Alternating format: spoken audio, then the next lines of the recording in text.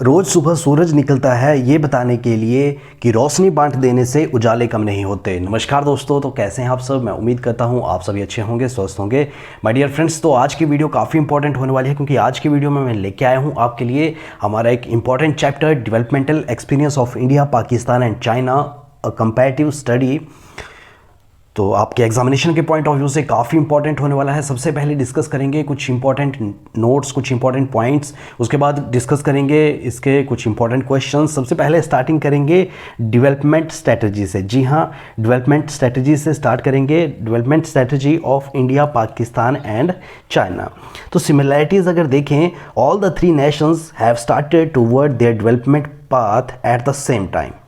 जो डेवलपमेंट का रास्ता था सबसे पहले अगर देखा जाए तो तीनों कंट्रीज़ का, इंडिया, पाकिस्तान, चाइना का एक टाइम में ही स्टार्ट हुआ। और देखा जाए अगर India and Pakistan became independent nations in 1947 and Republic of China was established in 1949। तो ये जो डेट है ये आपने याद रखनी है कि जो चाइना था वो रिपब्लिक ऑफ चाइना एस्टेब्लिश हुआ था 1949 में। वहीं दूसरी ओर हमारा जो इंडिया है and Pakistan became independent nations in 1947। अगर बात करें, all these three nations started their planning in similar ways. जो इनकी डेवलपमेंट स्ट्रेटजीज थी वो सिमिलर रही। और India connected is 5-year plan in 1951, China started its 5-year plan 1953 and Pakistan 1956। अब देखो याद कैसे रखना है कि इंडिया ने, हमारे भारत ने सबसे पहले स्टार्ट करा था 5-year प्लान कब, 1951 में। उसके 2 साल के बाद चाइना ने स्टार्ट करा था और उसके 3 साल के बाद पाकिस्तान ने स्टार्ट करा था। अगर बात करें, China introduce economic reforms since 1978। China में जो इकोनॉमिक रिफॉर्म्स हुए थे 1978 में हुए थे, हमारे इंडिया में 1991 में हुए थे, और पाकिस्तान की अगर बात करें 1988 में हुए थे। और थोड़ी सी अगर इंपॉर्टेंट टर्मिनोलॉजी अगर देखी जाए तो चाइना में स्टार्ट हुआ था ग्रेट लीप फॉरवर्ड। कब स्टार्ट हुआ था? 1958 में। जी हाँ, इसमें क्या था, ये इंडस्ट्रीज़ को प्रमोट करने के लिए था, जिसमें चाइना की गवर्नमेंट ने क्या किया, एक ऑफ़र दिया। ऑफ़र में क्या था? ऑफ़र ऐसा दिया कि जो भी प्राइवेट कैपिटलिस्ट हैं अगर वो क्या करते हैं, रूरल एरियाज़ में अपने प्रोजेक्ट ओपन करते हैं, तो हमारी जो गवर्नमेंट है वो क्या करेगी, वो उन कंपनीज़ को टैक्स फ्री कर देगी और बहुत सारी फैसिलिटीज़ प्रोवाइड करवाएगी जो रूरल एरियाज़ में कैपिटलिस्ट क्या करेंगे, अपनी इंडस्ट्रीज़ को ओपन करेंगे। तो ये था हमारा ग्रेट लीप फॉरवर्ड। और अगर बात करें ग्रेट प्रोलेटेरियल कल्चर रिफॉर्म्स की, तो कल्चर रिफॉर्म्स हुए थे चाइना में 1965 में, जिसमें इंपॉर्टेंट रोल किया था माओ त्से तुंग ने, जो क्या थे, जो चेयरमैन माओ के नाम से भी जान जाते थे। उन्होंने क्या किया था, उन्होंने अगर देखा जाए तो स्टूडेंट्स और जो प्रोफेशनल्स थे वो भेजे थे कि जाओ आप रूरल एरियाज़ में जाओ और जहाँ जितनी भी वहाँ पे प्रॉब्लम्स आपको लगती हैं उनको लेके मेरे सामने आओ। तो ये कुछ इंपॉर्टेंट टर्मिनोलॉजी है चाइना के पॉइंट ऑफ व्यू से और आपके पेपर के पॉइंट ऑफ व्यू से भी। अगर सार्क की बात करें तो सार्क एक एसोसिएशन है, the south Asia association for regional cooperation. It was establish on December 8, 1985। 1985 में ये एस्टेब्लिश हुई थी। अगर मेंबर कंट्रीज़ की बात करें, 8 मेंबर्स कंट्रीज़ इसमें हैं और they are forming regional and global economic grouping such as the SAARC, जिसमें आती है आपकी Afghanistan, Bangladesh, Bhutan, India, Maldives, Nepal, Pakistan and Sri Lanka. Asian association of South East Asian nations founded on 1967, जिसमें आती है Indonesia, Singapore, Malaysia, Philippines, Thailand और कंबोडिया, लाओस, म्यांमार और वियतनाम। अगर G20 की बात करें तो इसमें आती है ब्रिक्स, आती है Brazil, Russia, India, China, South Africa etcetera. तो China, after the establishment of People Republic of China under one party rule, all critical sectors of the economy, enterprises and land owned and operated by individual were brought under government control। उसके बाद great leap forward जो हमने discuss करा, और आप देख सकते हैं कि which aimed at country industrialization and agriculture on a large scale।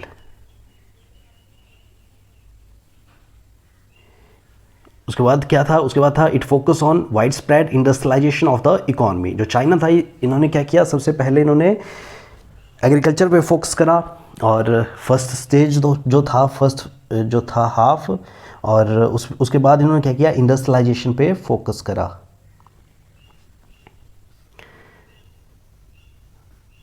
और वन चाइल्ड पॉलिसी काफ़ी इंपॉर्टेंट है, जो चाइना में अडॉप्ट करी गई थी। कब करी गई थी? 1979 में करी गई थी, जिससे जो चाइना की पॉपुलेशन ग्रोथ रेट थी वो काफ़ी कम हुई। और आप देख सकते हैं from 1.33% in 1979 to 0.4% in past two, with a check on population growth. China focus on raising the quality of life. China की जो population growth rate है अगर देखा जाए आफ्टर वन चाइल्ड पॉलिसी उसके बाद काफ़ी डिक्रीज हुई है। और डेवलपमेंट एक्सपीरियंस अगर देखा जाए, कंपैरेटिव स्टडी देखी जाए, जीडीपी ग्रोथ सबसे इंपॉर्टेंट एक पैरामीटर्स है ग्रोथ ऑफ चाइना। अगर देखा जाए 2017 की अगर बात करें तो जीडीपी जो थी चाइना की was estimated to be 12.40 trillion US dollar.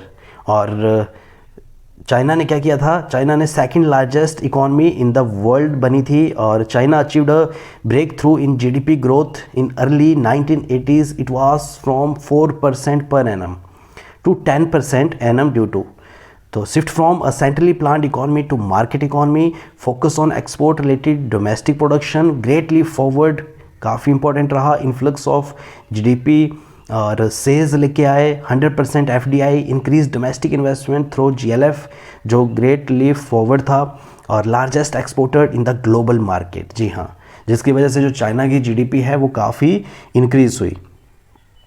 Reasons for recent past GDP growth in China has slow down in the global economy, growth of domestic demand of China slow down, corruption and economic crimes have tended to rise over time. Chinese government is battling with the problem of environmental degradation. जी हाँ, जो China की economy है वो कहीं ना कहीं environmental जो issue हैं उन्हें फेस कर रही है। ग्रोथ स्टोरी ऑफ इंडिया की अगर बात करें तो 2017 में हमारे भारत की जो GDP एस्टिमेट करी गई थी वो थी 2.43 trillion US dollar. India was achieved the destination of fifth largest economy in the world.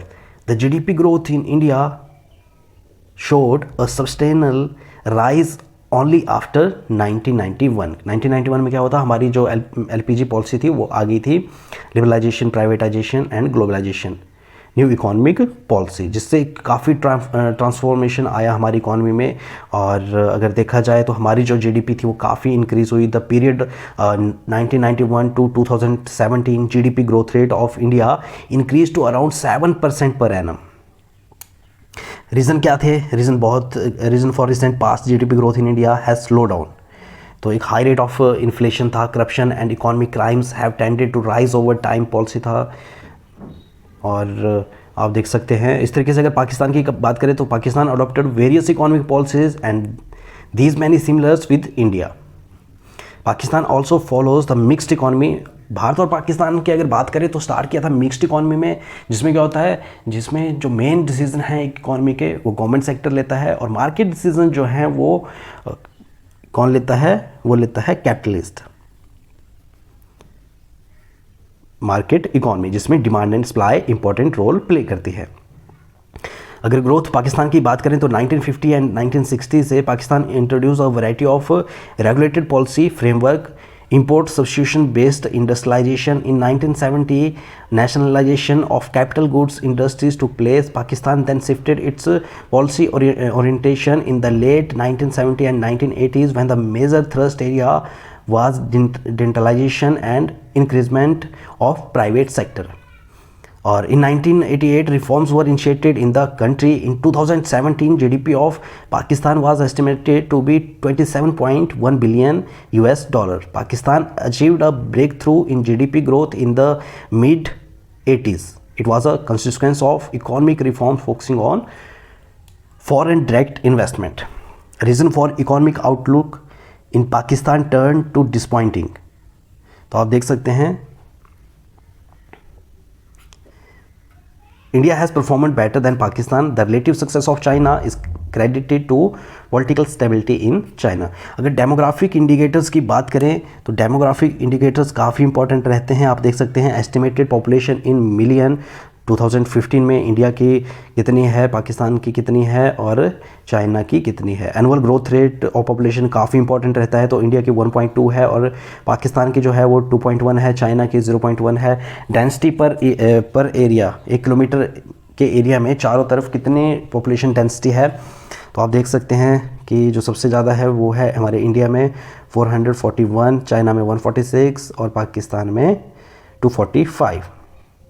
Sex ratio की अगर बात करें, इंडिया में 929 पर 1000 और चाइना में 941 पर 1000 और पाकिस्तान में 947 पर 1000। तो सेक्स रेशो में हमारा जो इंडिया है वो 1000 जो मेल हैं उन पे 929 फीमेल्स हैं। चाइना में 1000 मेल के ऊपर कितनी फीमेल हैं, 941।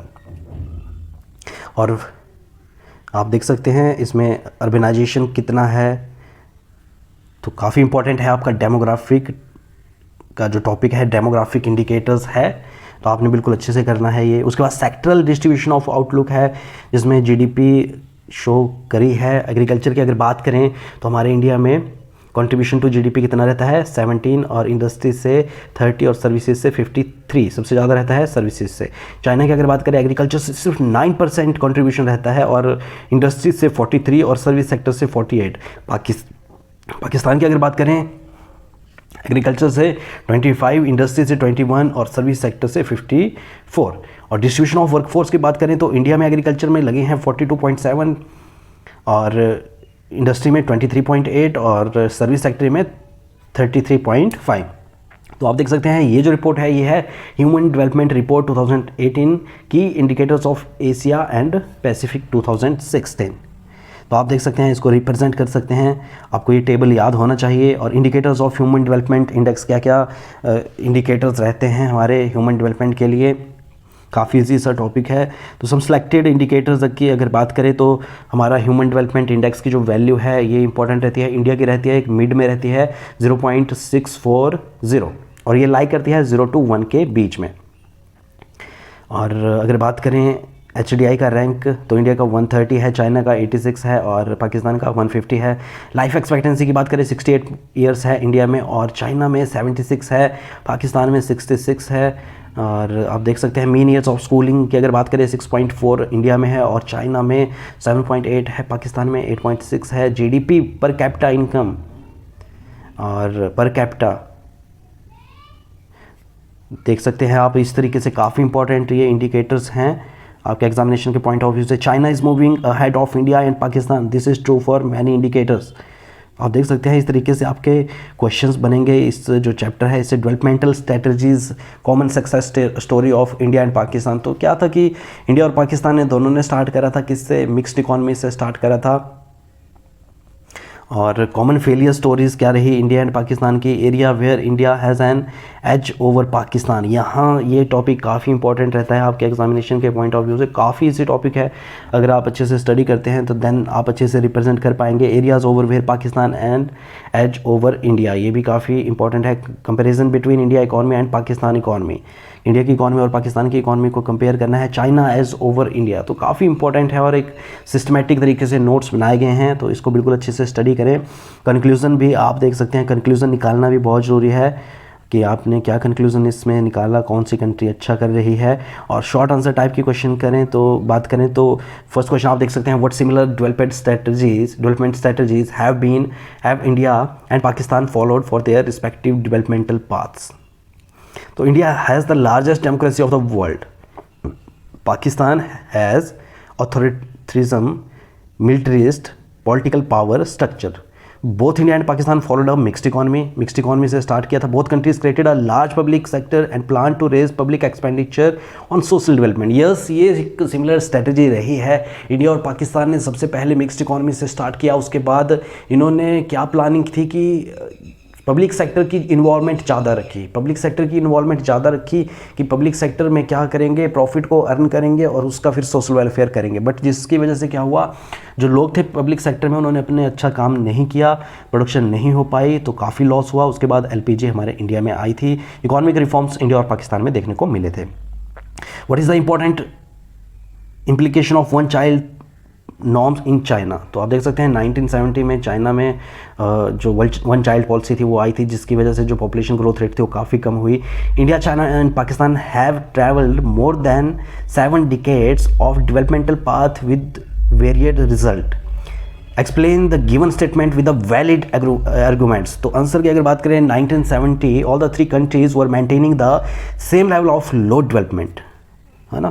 तो आप देख सकते हैं बहुत ईजी क्वेश्चन है और बहुत इंपॉर्टेंट क्वेश्चन है। What similar developmental strategies have India and Pakistan followed for their respective developmental path. तो आप देख सकते हैं इस तरीके से आपने पॉइंट्स में रिप्रेजेंट करना है, पैराग्राफ में नहीं लिखना है, इस तरीके से आपने क्वेश्चंस को अटेम्प्ट करना है। लॉन्ग आंसर क्वेश्चन दिए हैं। Explain the great leap forward campaign of China as initiated in 1958, है ना। तो ग्रेट लीप फॉरवर्ड जनरली मैंने आपको बताया था क्या था कि promote industrialisation in rural area, जिसमें चाइना के गवर्नमेंट ने एक ऑफर दिया। ऑफर में क्या था कि जितने भी प्राइवेट कैपिटलिस्ट थे उन्हें बोला गया कि अगर आप रूरल एरिया में अपनी इंडस्ट्री प्रोजेक्ट ओपन करते हैं तो हमारी गवर्नमेंट क्या करेगी, आपको टैक्स फ्री करेगी और बहुत सारी फैसिलिटीज़ प्रोवाइड करवाएगी। Compare and contrast India and China sectoral contribution toward GDP. काफ़ी इंपॉर्टेंट क्वेश्चंस है, आपने अच्छे से स्टडी करना है। इस तरीके के क्वेश्चंस आपको आपके पेपर में देखने को मिलेंगे। Mention the various indicator of human development, काफ़ी बार क्वेश्चन पूछा जाता है। और China rapid industrial growth can be tracked back to its reform in 1978, do you agree. तो इस तरीके के क्वेश्चंस आपको देखने को मिलेंगे आपके पेपर में। और ग्रेट लीप फॉरवर्ड का प्रोग्राम था, जैसे मैंने आपको बताया, इसमें माओ त्से तुंग जो चेयरमैन थे, चेयरमैन माओ, उन्होंने क्या किया, professional and students were sent to rural area और बोला गया कि आप जितनी भी प्रॉब्लम्स हैं वहाँ की उनको लेके मेरे पास आओ। और इस तरीके से describe the path of developmental initiative taken by Pakistan for its economic development. उसके बाद क्वेश्चन नंबर नेक्स्ट है, mention the salient demographic indicators of China, Pakistan and India. Define the liberty indicator, give some examples of liberty indicators. तो ये कुछ important questions हैं आपके comparative जो study है, developmental experience of India, Pakistan and China है। और अगर आप डिटेल में इस चैप्टर को समझना चाहते हैं तो जल्दी से मेरी प्लेलिस्ट में जाओ, वहाँ पे आपको ये जो चैप्टर है ये पार्ट 1 पार्ट 2 में मिल जाएगा। काफ़ी डिटेल में डिस्कस करा है, हर एक पॉइंट काफ़ी डिटेल में डिस्कस करा है। और अगर आपके पास टाइम की शॉर्टेज है तो आप इस PDF को भी बिल्कुल अच्छे से प्रिपेयर कर सकते हो। यहाँ से काफ़ी सारे क्वेश्चंस आपको आपके पेपर में देखने को मिलेंगे। तो इस PDF को आप मेरे जो टेलीग्राम का चैनल है वहाँ से आप डाउनलोड कर सकते हैं। और अगर वीडियो थोड़ी सी भी अच्छी लगी हो और वैल्यू प्रोवाइड हुई हो तो चैनल को जरूर सब्सक्राइब करें ताकि इसी तरह की वीडियोज़ और नोटिफिकेशंस आपको मिलती रहे। तो मिलते हैं अगली वीडियो में, तब तक के लिए अलविदा, बाय बाय, जय हिंद, जय भारत।